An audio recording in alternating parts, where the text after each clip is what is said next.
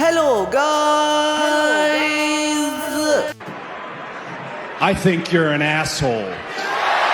तो भाई आज वो घड़ी आ चुकी है जिसका शायद वो इंतजार होगा, था कि नहीं? Q&A। तो जो तुम लोगों ने सवाल पूछे हैं मैं आज उनका जवाब दूंगा, तो शुरू करते हैं।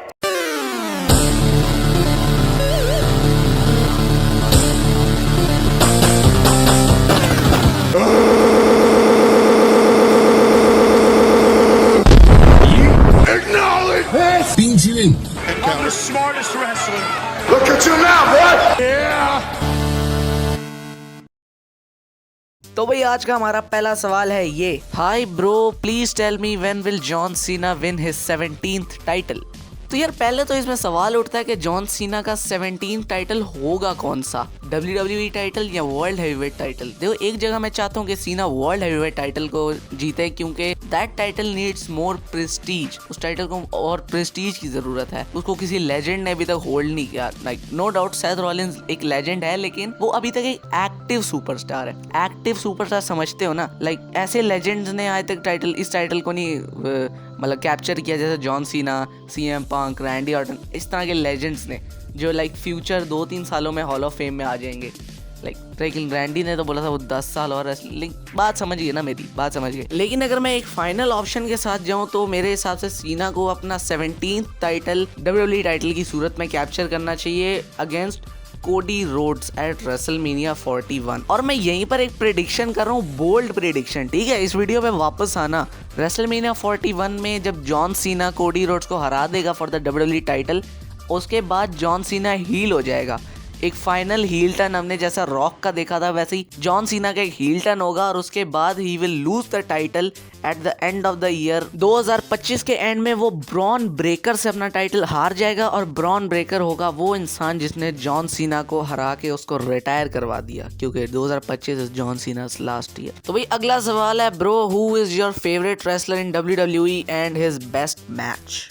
तो भाई जब भी मुझसे कोई ये वाला सवाल पूछता है ना, मेरे दिमाग में 3 जवाब आते हैं इस चीज के। मतलब मैं इस सवाल को ना 3 चीजों में डिवाइड कर देता हूँ कि best wrestler of all time, current best wrestler, या फिर इन रिंग प्रोस्पेक्टिव से best wrestler, favourite wrestler, I mean to say favourite. तो भाई मैं favourite wrestler of all time is John Cena, और उसका best match against CM Punk at money in the bank 2011। Current superstars में ना मेरे 2 favourite wrestlers हैं।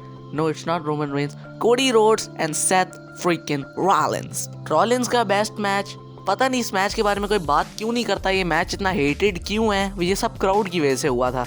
लेकिन रॉलिंस का best match in my opinion, my favourite Seth Rollins match is Dolph Ziggler versus Seth Rollins is iron man match at Extreme Rules 2018। और Cody का best match either it is the Hell in a Cell match against Rollins, या फिर Double or Nothing वाला Dustin Rhodes versus Cody Rhodes. इन दोनों matches के अलावा I don't think Cody has a better match.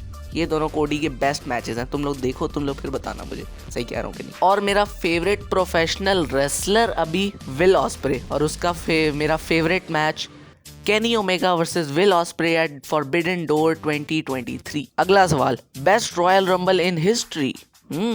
तो इसमें ना बहुत सारे रॉयल रंबल्स आ जाते हैं। पहला 2008 का रॉयल रंबल की, उसमें जॉन सीना वापस आया था, आई लाइक दैट। फिर उसके बाद 2017 का रॉयल रंबल, पता नहीं वो मुझे क्यों पसंद है, लेकिन बहुत अच्छा था, वो बहुत आला रॉयल रंबल था। फिर उसके बाद 2023 का रॉयल रंबल, 24 का रॉयल रंबल, फिर उसके बाद 2021 का रॉयल रंबल बहुत अच्छा था, 2022 का बहुत वाहियात था, बहुत वाहियात रॉयल रंबल था 2022 का। लेकिन जो टॉप ऑफ द लिस्ट है, जो टॉप पे आता है मेरे हिसाब से, मेरे फेवरेट रॉयल रंबल्स में, दैट इज रॉयल रंबल 2020। क्योंकि भाई वो रॉयल रंबल में मोमेंट्स ही मोमेंट्स थे, इतने सारे उसमें मोमेंट्स। स्टार्टिंग में ब्रॉक लेसनर का डोमिनेशन, फिर ड्रू मैकिंटायर की एंट्री और उसने बीस्ट को वहीं पर स्ले कर दिया, वो वाला मोमेंट। फिर एज का रिटर्न भाई one of the greatest WWE wrestling returns of all time. फिर उसके बाद ड्रू मैकिंटायर का असेंशन टू द टॉप, मतलब रॉयल रंबल जीतना, फिर आगे रेसलमेनिया। भाई this Royal Rumble is goated, this is the goat category Royal Rumble. इससे बेस्ट रॉयल रंबल आज तक तुम्हें नहीं देखने को मिलेगा। Who is your inspiration in WWE? Good question. You are a good question. Next. Why do you hate AEW so much? यार मैं AEW को हेट नहीं करता, मैं कोशिश करता हूँ AEW को देखने की, उसको पसंद करने की, लेकिन जब भी AEW में कुछ मुझे इंटरेस्टिंग दिखता है, मुझे इंटरेस्टिंग लगता है, मेरा इंटरेस्ट जागता है उस चीज़ के टुवर्ड्स, टोनी खान और AEW management is like Fuck that! और जो AEW इतने टाइम से करता आ रहा है, कुछ 2600 इनके चैंपियनशिप्स हैं। अभी वाली जो स्टोरी लाइन चल रही है मॉक्सली और उसकी फैक्शन की, मुझे समझ नहीं आ रहा वो हो क्या रहा है, और उसके बाद वो इस तरह की चीज़ें करेंगे तो तुम लोग क्या कहते हो, मैं इनको फूल बांटूं? भाई मुझे वापस चाहिए 2019 वाली AEW, जो 2019, 2020, 2021 वाले पीरियड में जो AEW अपने पीक लेवल पे था ना, मुझे वो AEW वापस चाहिए। AEW के पास इतना सारा रोस्टर है, उसमें से इतनी सारी अननेसेसरी साइनिंग्स हैं, ऊपर से इनके सारे चैंपियंस हील हैं, उनको तो पहले कुछ को बेबी फेस करो, और ऊपर से यार स्टोरी लाइंस बिल्ड करो, राइटर्स हायर करो, तभी कुछ होगा, तभी जाके उस एक टाइम पे जो तुम्हारा लेवल था वहां पे जाके मीट करोगे, ठीक है, वरना कुछ नहीं होगा। बेस्ट मैच इन WWE हिस्ट्री, यार मैं बेस्ट तो नहीं बता सकता, लेकिन मैं मेरे पर्सनल फेवरेट कुछ मैचेस हैं, मैं वो तुम्हें बता सकता हूँ। एक तो of course the WrestleMania 40 main event between Roman Reigns and Cody Rhodes, फिर उसके बाद एक है John Cena versus AJ styles. तीनों ट्रिलेजी में से कोई भी मैच देख लो, ट्रिलेजी है दोनों की, 3 मैचेस में से कोई भी देख लो, तुम्हारा काम हो जाएगा, सारे मैचेस में से। लेकिन उसमें से भी सबसे बेस्ट जो मैच है उनका समर स्लैम 2016। फिर एक रोमन रेंस और जे ऊसो का ट्राइबल कॉम्बैट, उसके अलावा दोनों मैचेस बहुत बहुत सही हैं, उनमें से दोनों में से कोई भी देख लो। ट्राइबल कॉम्बैट इज और भी बहुत सारे मैचेस हैं, जैसे John Cena versus Rock once in a lifetime, WrestleMania 28 वाला, because 29 was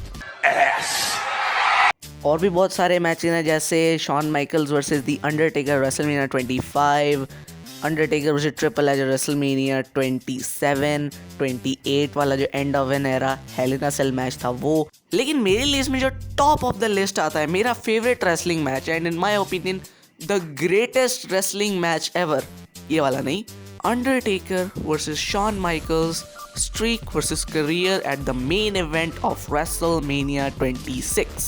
From your point of view, what is the worst decision of WWE? तो भाई देखो, वैसे तो WWE में बहुत सारे वर्स्ट डिसीजंस हुए हैं, जैसे कि Undertaker versus Goldberg, Brothers of Destruction versus D Generation X, Kofi Kingston squashed by Brock Lesnar, Kevin Owens squashed by Goldberg, The Fiend squashed by Goldberg। लेकिन जो मेरे हिसाब से WWE का वर्स्ट डिसीजन है आज तक का, जिस डिसीजन ने उनको एक बड़ा मेन इवेंटर कॉस्ट करवा दिया, is to not properly utilizing Dolph Ziggler's talent। भाई अगर वो जिगलर के 2014 या 2013 जब भी उसका कैश इन हुआ था, उस टाइटल रेन को अच्छे से यूटिलाइज करते, उसको और पुश करते, लेकिन उस टाइम पे जिगलर इंजर्ड हो गया था, लेकिन उसके बाद भी वो बहुत जल्द वापस आ गया था, उसके बाद भी उन्होंने उसको वर्ल्ड टाइटल नहीं दिया, उसको ट्रस्ट नहीं किया, और इतनी बार उन्होंने पुश देने की कोशिश की जिगलर को, लेकिन उन्होंने वो पुश क्या नाम है at the end of the day cancel कर दिया। अगर वो जिगलर पे पूरा लॉकड इन हो जाते ना कि अब यही है हमारी अगली जनरेशन को लीड करेगा डॉल्फ जिगलर, तो आज डॉल्फ जिगलर बहुत बड़ा स्टार होता। जैसे अभी TNA में निक नेमिथ WWE से फायर होने के बाद जिगलर NJPW में गया, वहाँ पे उसने न्यू जापान ग्लोबल टाइटल जीता, फिर वो TNA में आया, TNA में वो वर्ल्ड चैंपियन बना Nick Nemeth. Now Nick Nemeth is a star, और अब वही स्टार WWE बना सकते थे, और अगर WWE उस पर फुल लॉकड इन होते तो आज वो निक नेमिथ से भी बड़ा स्टार होता डॉल्फ जिगलर, क्योंकि यार जिगलर एक कंप्लीट पैकेज था, वो प्रोमोज भी कर सकता था, वो रेसलिंग भी कर सकता था, वो कैरेक्टर को समझ सकता था, वो स्टोरी लाइन में अपना बहुत कंट्रीब्यूशन दे सकता था, जैसे उसने मिस के साथ अपनी स्टोरी लाइन में जो उसने एपिक प्रोमो ड्रॉप किया था, वो प्रोमो यार जाके सुनो, फिर पता चलेगा जिगलर क्या चीज है। When will you do face reveal? अच्छा 2 साल हुए नहीं, वीडियो शीडियो देखते नहीं हो, बस सब्सक्राइब करके सो जाते हो, और अभी मेरी शक्ल भी देखनी है, क्या बात है। अच्छा भाई ठीक है, लेकिन मैं अपना फेस रिवील कर दूंगा, लेकिन उसके लिए देखो मैं अपना फेस तुम लोगों को दे रहा हूँ, तुम्हें भी मुझे कुछ देना पड़ेगा, ठीक है। तो उसके लिए पहले मेरे YouTube पर 1000 सब्सक्राइबर्स और Instagram पे 100 फॉलोअर्स कराओ, फिर मैं कुछ सोचूंगा, ठीक है। ये पहले गोल अचीव करो, फिर मेरे पास आना, फिर मैं कुछ सोचूंगा, ठीक है बच्चों, नोट कर लो। 1000 सब्सक्राइबर्स ऑन YouTube और 100 फॉलोअर्स ऑन Instagram, फिर मैं कुछ सोचूंगा फेस रिवील के बारे में। ठीक है, आज के लिए इतना ही। Q&A पसंद आया तो लाइक करो, शेयर करो, सब्सक्राइब करो मेरे चैनल को, नीचे कमेंट्स करो कि आगे सर्वाइवर सीरीज जो आने वाला है उसके लिए तुम्हारी क्या प्रेडिक्शन है। मैं भी प्रेडिक्शंस बनाऊंगा, लेकिन अभी तक मैच कार्ड ही अनाउंस नहीं हुआ। 2 मैचेस अनाउंस हो गए हैं, लेकिन उसमें भी एक मैच आधा है। ठीक है, तो जब पूरा मैच अनाउंस होगा, पूरा मैच कार्ड अनाउंस होगा, मैं अपनी प्रेडिक्शन लेकर आऊँगा। तुम लोग फिर भी उसमें भी कमेंट करना, लाइक करना, शेयर करना। बहुत भीख मांग ली, मैं जा रहा हूँ एडिटिंग करने। Bye bye.